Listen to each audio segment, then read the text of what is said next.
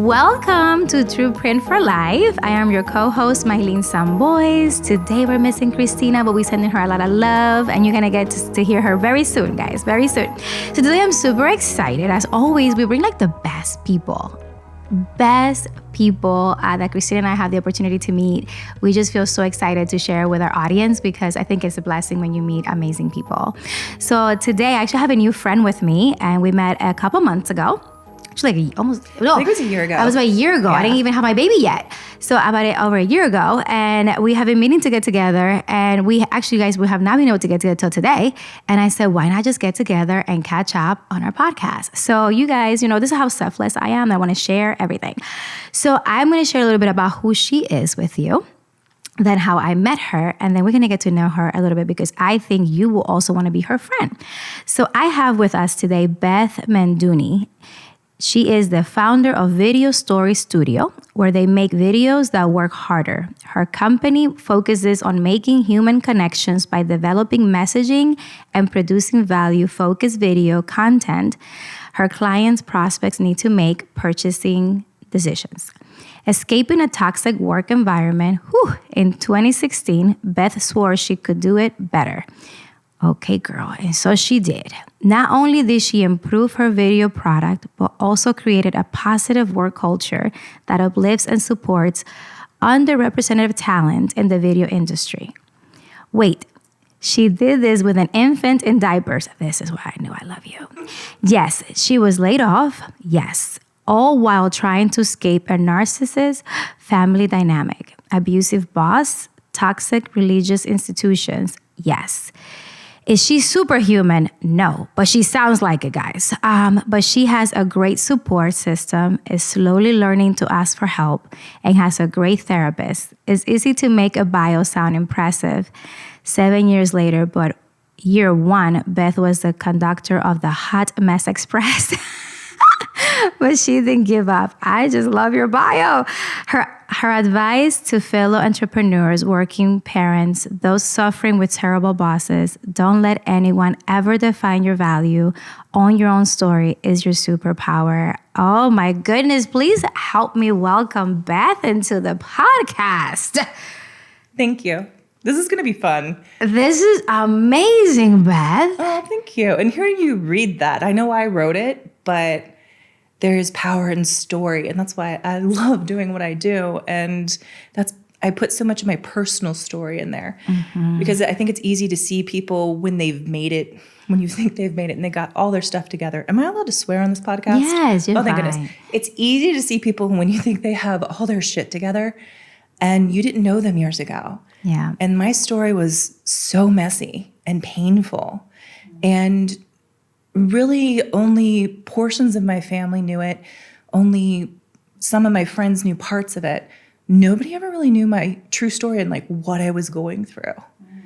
And it's hard. I mean, I think I listened to a few of the podcasts before I came on here. Thank you. What are we going to talk about? How deep are we going to go? Deep. Okay, good. We can go deep. Yeah. And I wanted to know, like, how deep do people like to get on this? And when I meet new people, I love people. And so we jump in, full in. I want to know right away if we can talk about our childhood trauma. I want to know if you are a safe person for me to share and to share wisdom, to gain wisdom from. And people are wonderful, but I've also learned to protect my heart. And so set boundaries, hold boundaries, which is extremely hard. So hard. Setting them is so easy. Yes. Holding them has been a challenge. Well, you're a mother, right? Yes. That is a practice in patience. Yes, my 8-year-old son, he steps on those boundaries all the time, but we're working through. But also being able to hold those boundaries now as a parent to show my son this is not how people treat us. Our goal is that everyone feels safe and welcome. And if they don't make you feel that way, you leave. Yes. And you tell mom and dad. Absolutely. Thank you for that. Because I have a 16-month-old, and I'm always just, praying and asking to get like the right people in my life. Right? Like I have amazing support and great people, like you mentioned. Support is everything. I think being a single mom, I never expected I was going to be in this situation, but being in it now, and I meet, women that are so powerful, have amazing energy like you, that have suffered so much, right? But that you turn that hurt into a blessing for you and others. I think is powerful. So I'm always learning. So I'm like a sponge, right? And I'm like, yes, tell me more, because I want my son to be in a place where there is, as less trauma as possible. I know I cannot take it all away or ever prevent everything, but definitely less, right? Way less. So even his birth was very interesting because I did a lot of energy work before he came, because I wanted to make sure I created a space for him, a safe space for him to land in this world. And he's an incredible little boy. So I definitely resonate so much with what you share. And I'm excited because I wanted to learn more about you, because when I met you, right across from this building. It's true. We were at the library. We were at the library doing grant reading, right, for the Women's Fund. And I remember our group was such a special group. It was. Such a special group. It was. So I emailed everyone actually this past couple of days when I got my life together. I was like, I need to connect with them, because I sometimes feel an urge to connect with people, and I listen to that. And I was like, I need to connect. I need to, see how everybody's doing. And I was so happy that I got to see your message, because you were really good. You're like, I'm bringing it back to your inbox. I'm like, yes, girl, thank you. Because it did get buried. Okay, got buried. Oh, so I know entrepreneurs. Oh my gosh. I'm teaching one of my employees. I'm like, you need to proactively reach out to clients. They are paying us to bring it to the top of the inbox. Yes. And as entrepreneurs, we are hit with 100, so many, 200 emails thousands, a day. I don't know. I mean, it depends upon what business you're in. And so we always bring kindness to every conversation, and just like, hey, I'm here if you need me. I'm going to lift it back up. So I'm grateful that I'm here today. Listen, when you did that, I was like, Steph, oh my God, thank you, right? And then you had like the next 2 days, like the 30th to 31st. I'm like, oh my God. So Saturday, how about Saturday? But then I am so glad I got your number, and I texted you like, okay, let me just move this to text, because I'm so much better at text messaging. And I just love that we did that, right? Because look where we are today, because of the intention, right? Because of the effort. And I appreciate, I always tell people, if you ever have to remind me of something, I'm never going to be offended. I don't think, and I hope that you never offended that I have missed to connect with you, because it's not intentional, right? Like I'm working on it, but it's a lot. So when I saw your emails, a lot that it told me about you. It told me that you are kind. It told me that you are so knowledgeable of people's like hectic lives. Yeah. Right. And humanity is one of my favorite words. So you have that. And I really thank you for that. So I wanted to, and I'm like, and I need to get to know her, because I think we're going to be really good friends. So I wanted to share a little bit about you, and thankfully you opening to do this with people, because your job, what you do as your passion of storytelling is so important. Because so many people that we have in the podcast don't feel that their story is worth sharing, right? Your story is the hardest one to tell. I tell that to every single client when we're working on their business. Typically, the stories I tell are more business-centric. Your story is the hardest one to tell. I even struggle telling my own story, my own business story. And here I am telling a personal story. It's hard, but there is power there, but you need to practice it. And you have to be careful with that story, because if you're not telling your story, somebody else is going to tell your story. And they're going to twist it however they want it to sound. So if you're able to start with safe people, telling your story, telling what happened to you, where you've been, what's going on, and I'm talking about personal stories, but also works in business too. And that using that experience and turning it into wisdom and into power, into sharing it. But you have to practice it so you don't overwhelm people. There's a term I love to use in my business is, when I get a client and I love this, and they're like, I need help with my story, and usually, again, business story, and they tell me everything. And I'm like, it's okay, bring it on. Go ahead and verbally vomit all over me. And that sounds so disgusting, but that's what happens. Yes. And we always want to be respectful of other people when they're receiving our story, because it should be a gift. It should never be harmful. So sometimes you have to do a lot of healing inner work on yourself before you're able to present it. And it is a gift. And your experience, you can turn your experience into wisdom and into power. But you got to make sure you're healed first. Yeah. And that's the work. And I think that's why, mental health right now is such a high need. And, speaking, we openly in our podcast talk about therapy and mental health, because it is needed, right? And I think a lot of people see powerful women and they're doing it all, and they're like, yeah, but they got it. And then they're struggling, right? And my God, like, it may look real good out here, but you don't know how many sessions of therapy we have had, how many times we have cried ourselves to sleep, how debilitating sometimes the journey is. But having the right support system, the right mental support system is so good. So I think, and sometimes even telling your story is healing. Yes. It's so healing, right? Because anybody that we ever had on the podcast, they always write us back. And when they hear the podcast and they hear themselves telling the story, it has given them so much freedom you know, that now people they know that they were able to share who they are a little bit more with the world, and maybe they would never have that opportunity before. It's a freedom. So you having a platform and asking people, and honestly, when you just run into someone and asking how they are, it's that freedom to know it's a safe place or expression, and truly people wanting to know. And so it's a gift that you give of your time. And I think I heard this, you and Christina, again on the podcast that I did listen to, talking about, okay, set that boundary because you don't want to become their therapist. Yeah. That's not what it's about. Yeah. But as humans, we do need to connect. Yes. And we do need to share those stories because there's stories out there that need to be told for warning. Yes. I was talking to a client recently, and she had asked me about this certain place that her daughter wanted to intern at. And I'm like, do not send her there. It is toxic.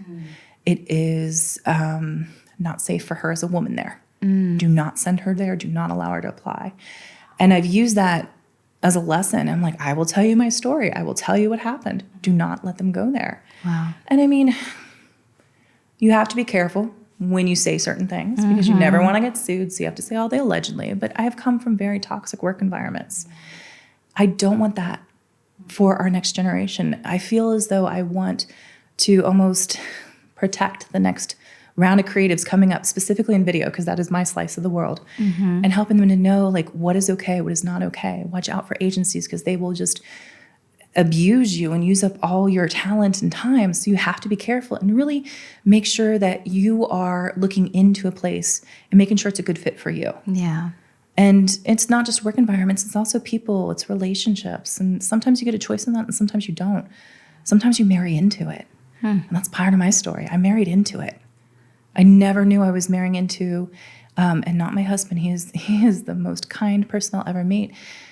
But his family caused a lot of pain. And I have never really told this story, but it caused a lot of pain and I didn't know what was going on. I didn't have the words and wisdom. And I don't use therapeutic terms now when I try to describe what's going on because I think that can confuse people. And then people turn off when they hear the specific terms. But it caused a lot of pain and I didn't have the words to describe what I was going through. I felt crazy. I felt not heard. My voice was silenced. I felt confused. I didn't understand why someone would do this to me or why someone was so mean or why can't we just all get along? But it was a tactic. It was a tactic by that family member to upset everyone in that unit so that they could have all the power. Oh my God. It's scary. It's ugly. It's not something anybody should go through. So you need to protect yourself. You need to set those boundaries and know your self-worth. Right? And we have to educate our young children, our young kids in the world to watch out for it. With my 8-year-old, we talk about tricky people all the time, about how adults sometimes will, if they ever make him feel uncomfortable, to tell mom and dad, if they ever say things. And I mean, when you and I were kids, what was it? We had to worry about like razor blades and the candy and like the boogeyman stories and child abductions and all these things. For real child abduction. Yeah, that was the big one in my country. Yes. And I'm not putting those down, but there's also the small things. The small things that go on behind closed doors that you have to protect your children about. And you want to make sure that they are not being controlled through coercion or being mentally manipulated. You have to or scared. Or scared, right. I've told my son, I'm like, if anybody ever tells you that to keep a secret from mom and dad, you tell me immediately. Yeah. Or they'll kill me. I'm like, don't worry, I'll protect myself. Tell me. Yes. I'm like, if they ever say that they'll hurt mom and dad, no. Oh, you know they better watch out for mom. So we have to protect the light and the gift. Yeah. And thank you for allowing me to go on for so long because I didn't know I was going to go and take it that place. No, that's beautiful because, you know, by having my son, like my life, I waited for my son for 20 years. That dream and desire that I had. Actually, I was pregnant when I met you. Super pregnant, guys, at the time. And I was amazed that you were out and about. I was like, oh, you go. I had a few months to go, but I looked like I shouldn't be outside. But I had to be there that day. And I worry about, you know, who comes into my life, right? Like the dating thing and even friends and, you know, people, because I'm blessed that the people I have around me have great energy and really has my best interests at heart. I don't think I have anyone near me that does not want that, and I feel that. But, you know, I don't trust everybody with my son because I also work in a field where I do a lot of work in communities for like foster care. We work with girls and women, right, for over 15 years. I was young, and the life is different. And, right now, whoever you meet, you have to be very careful of who you introduce to your child. Yes. So I am very intentional now, right, with the wisdom that I have and the work that I've done to who I connect with. But then that connection doesn't get to me, my son, until I know that it's actually safe, right, fully, and where the intentions are, where we're going, right? Because if it's something long term, whatever it is, then great. Then I would need to see how you interact, right, with my kid, because I'm like, hello. But my son has not met anyone since he's been born. It's been 16 months. And I've been single for 2 years because I really had to take the time to be like, one, enjoy my pregnancy, two, enjoy my baby. And then now as I'm reflecting and opening back to dating and things, I'm like, yeah, like even my non-negotiables are changing. My boundaries are changing. Right. I was like, oh my gosh, it's going to get tougher, guys, for y'all. I thought I was like, well, now, but I think it is important. Like I think about self-defense, right? Like this morning in IG, I saw in Instagram, guys, Instagram, I saw a video, where this young boy was being bullied in school. It was a little boy, right? And I know, because I'm a mom now, but I didn't cry like this before. And I was like so hurt to see this boy getting beat up, right? And they did a great job telling the story. I have to tell you, like now I'm like, okay, that story was great, because they shared the little boy and they flew the boy to California for this like jitsu type of training that they do camp. And 5 days the kid learned how to defend himself. And then he like in front of a whole group at the end fought the master and really got him in a chokehold. And I was like, okay, first of all, amazing. And then it was just tears to me, because at the end of the day, it's like he'd never experienced bullying again. Because besides the learning how to fight, it's also the confidence that comes into you when you're learning these skills to protect yourself and set boundaries, right? And I said, before I got pregnant, I said, my son or my daughter will learn how to defend themselves, right? We have to teach you. Now, I never want my kids to be violent. I don't agree with starting fights, because if something is going on, come and get an adult. But if somebody hurts you, somebody is attempting, like I need you to know how to block it, how to I hate to say this, slam them down and then come and get mommy, right? Or a teacher, right? That is my thing. And I said, listen, schools, you better get ready, okay? Because I have given full control to my son to defend himself. He's 16 months old, guys, but I tell all the schools, when can I bring my son? When are you ready? Because I need him to learn, right? Because the world's scary, and it's beautiful at the same time. But I want him to have the tools that he needs, right? Internally, I'm working with that, but then also physically to defend himself, because I despise bullying. Oh, I can't. I have a hard time with it. And I think a way to stop it is for kids to learn how to defend themselves, how to set boundaries, how to know who they are, how to have that confidence. And then parents along the way to support them in this. And then they also have the same thing for then this to stop, right? Because bullies are people that I believe are hurting. And unfortunately, they're taking their hurt out on others because it's so painful for them, right? So I don't hate bullies. I hate bullying. I don't hate the bully. I hate the bullying behavior. Agreed. And the saying, hurt people. And so you have to, even my son has experienced bullying. He's in second grade. And we sit down as a family and we talk about, like, why do you think this person is acting this way? What is different about their house? And it gets harder, I'm going to be honest, as you get older into a parent. And like, I love that he's learning so many things. We're having great conversations. It's almost easy when they're little. One thing I shared with a friend the other day, and she's like, are you in my head? So I'm going to bounce back a little bit, is that as a parent, I, as a mother, I know there's other parents out there too, who've done this, but I have envisioned probably a million ways of his demise. And it was interesting in the beginning because it was always like, is he going to choke on something? Is he going to fall? Is he going to hurt himself? Now it's turning into he's starting to become his own little self in the world. And I love that. And it is my job as his parent to help guide him and to help him with those boundaries. And that comes with him interacting with other people and making sure he's safe. And we're getting to the age where we're talking about doing sleepovers, right? Oh, God. I'm Latina. That's not happening. I mean, when I think about the sleepovers I went on as a child, I'm like, okay. But also, I mean, I did have a great childhood. But quite honestly, I was always out of the house because I loved people and I didn't want to be at home. And so when I think about my child going out on sleepovers, well, now I have to make sure that before we even do play dates and he goes to a parent's house that I don't know, I'm like, I have to ask these hard questions. Do you own a gun? Do you keep it locked?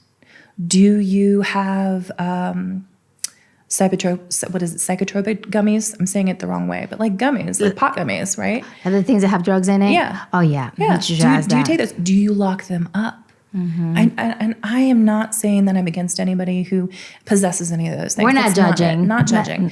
It's more like we have to protect the kids because they just don't have a clue. Yeah. They don't know. They're not prepared. Right. And so we have to be responsible parents to keep our kids safe. And so it's just like there's so many more things now in the world to worry about, even social media, cell phones, right? I don't know when he's going to be allowed to be on those things. Never. He wants his own YouTube channel. I'm like, that's not going to happen.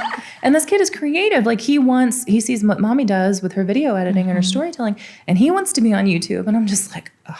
One, I don't have the energy to moderate his channel. So no, the answer is no. And two, I keep telling him like, there's 2 channels we let him watch on YouTube. I'm like, I don't know what content is going to play, babe.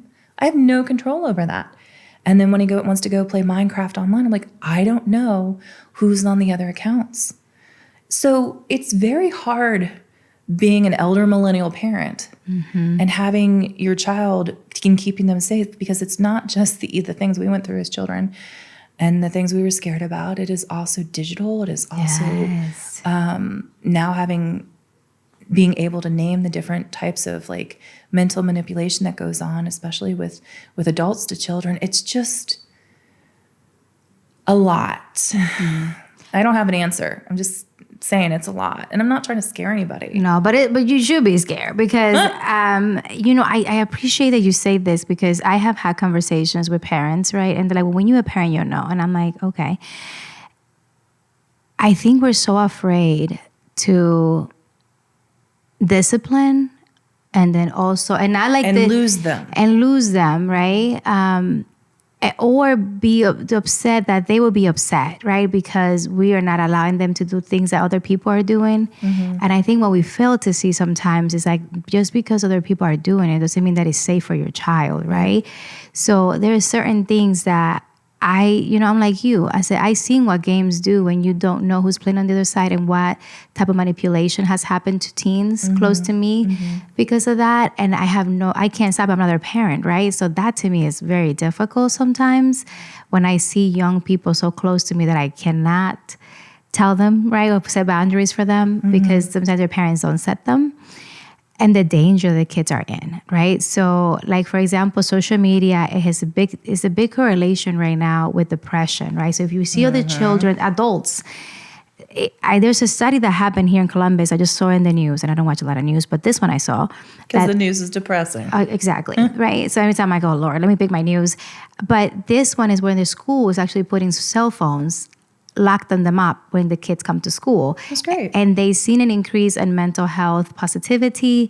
They actually have board games at the lunch tables now, so they don't actually have to like be on their phones. They are playing, they're talking, where before it was like silent town because everybody was on their phones. And now you can hear the laughter. You can see it in the kids' face.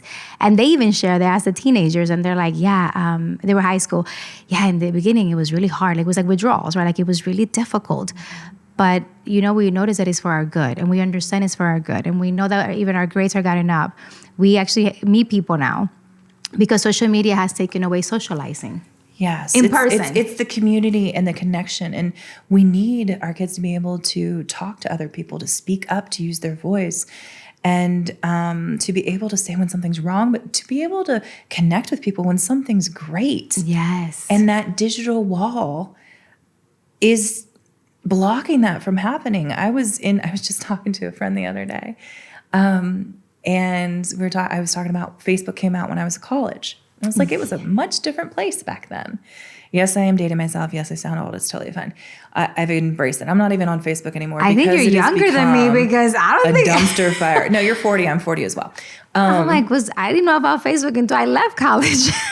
Well, different colleges got it rolled out at different times. Okay. And I was in a big public university. That's why, yeah.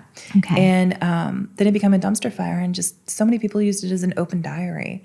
And then predators were on there. Like, I just sound so negative right now. I am so sorry. No, it's not negativity. I think it's the reality, right? Because everything is a double source, right? In this world, yes. Yeah. So you can control the algorithm. I control my algorithm. I know. And it's the same thing with your kids, right? Because I think we have to expose them to what it is, right? We have to expose them to what it is, right? Like, this is what is happening, but here's as safe spaces you can be, because everything almost has a double sword. Yes. It could be used for good or evil. Yes. Right? And it could be positive or super traumatizing, right? Yes. And I think we have to start showing our kids how to utilize things, tools the right way, yes. right? Because you can't, one day are gonna have to use social media, right? But how do you start? And then you have to model that. Yes. So I don't watch things that I know are gonna depress me, traumatize me. I don't. You take things in that feed your soul, yes. not that make it wither. Exactly. And I think we have to start teaching our kids that. So when something is not good, we have to show them how to turn that off and get away from that, right? Because if you don't, then when they're at school and kids are showing them stuff, they're gonna watch stuff, right? And I like talking about consequences. Like, okay, you could do this, but this is what will happen. I would like you to make an informed decision. Here are the two ways this could go. I love you saying that, and you work with kids all the time, and I love it. But it is very hard to help them understand what the consequences are. Like, I love my child very much. I wrote something down and I wanted to come back to it because I have two things, and I know go ahead. We're going a little bit low on time. One, I have to accept and give grace to myself that I'm a parent who is stopping generational trauma in my family. Amen. It is a very hard space to be. I'm working on myself so I don't pass these things down to my child. Mm-hmm. And it is hard. It is so hard. Because we're still a work in progress ourselves. Oh, yes. And so all parents know your kid's going to be in therapy, and that is okay. Therapy is not a bad thing. You didn't put them in therapy. This world is hard, and they need to be. And they should be. And we use therapy as a tool. My son has seen a therapist already because I and my husband, we are parents who are healing generational trauma, who are still experiencing it and working on ourselves, and we don't want to pass it down to our son. So he's got parents who have never been parents before. Mm-hmm. My son has parents who's never been parents before. And we want to make sure that we tell him the right things. We're very honest with him. And we want to make sure that we don't, it's hard because it's different age groups, the kind of conversations you can have and you can't have, and explaining this for that age group is tough. Yeah. So. But you're on the right path, and I think it's a beautiful thing. It's so hard. It is a very rough path. Which is the right path. Well, and sometimes you are blazing, you are making the trail. Yeah. So it's easier for others to come back. So I know behind you. So I know in my family, when my son, if he chooses to become a parent, it's going to be easier for him because he's walking the same path. I hope so. I know, right? And he doesn't need to be a parent. He can do whatever he wants. The other thing I wrote down that I really, really wanted to make sure that I made a point of saying, because this is a tool. This is a tool that I didn't understand when I was going through the mental manipulation and people trying to control me and control my voice and control my power. And this happened in a work environment. It happened at my home. It happened in my family unit. It happened in my church. Okay. And it's hard. So the tool that I learned, and it's called DARVO. Have you ever heard of this before? No, write it down. We're going to spell it out. Well, right? It's an acronym, DARVO. So when you're in this space and you feel like you're going a little bit crazy because someone is mentally manipulating you, take a step back and understand the way that a manipulator will work is they will deny any wrongdoing. Mm-hmm. Attack. They'll twist things around and they will attack you and just keep on it, and you just like start deflating and you can't hold up your shield anymore. RV is reverse victim. Reverse victim. They will come back and they will make themselves the victim. And then you apologize. And then you end up apologizing. You're like, I'm sorry, I didn't mean to make you feel that bad. No, that is a tactic. Mm-hmm. And then offend. They will offend you. Thank you. Of course, but I want to protect other people. Yeah. I want other people to be protected and not start second guessing themselves, to start doing the research, to understand what's going on, to go to therapy, to talk to safe people, to stop listening to boys will be boys, or, oh, they're just a difficult person. That's not it. Yeah. They're intentionally causing harm to keep the power. And that's not okay. It's not, no. And I think what we're gonna do, because I have so many questions now. I'd like us to take a pause, right? We're gonna go into a little break. And then in the second episode of this part 2, we're gonna tell you how to recognize these things a little bit, and then what you can do, right, to protect yourself and kind of get support out of this, where it doesn't have to wait, so long. Like, I want you to, for other people that don't have to suffer as long as we had to. Shouldn't have to take 10 years to get out of this, or have to go no contact. That is an extreme thing that people have to do sometimes to keep themselves safe and sane.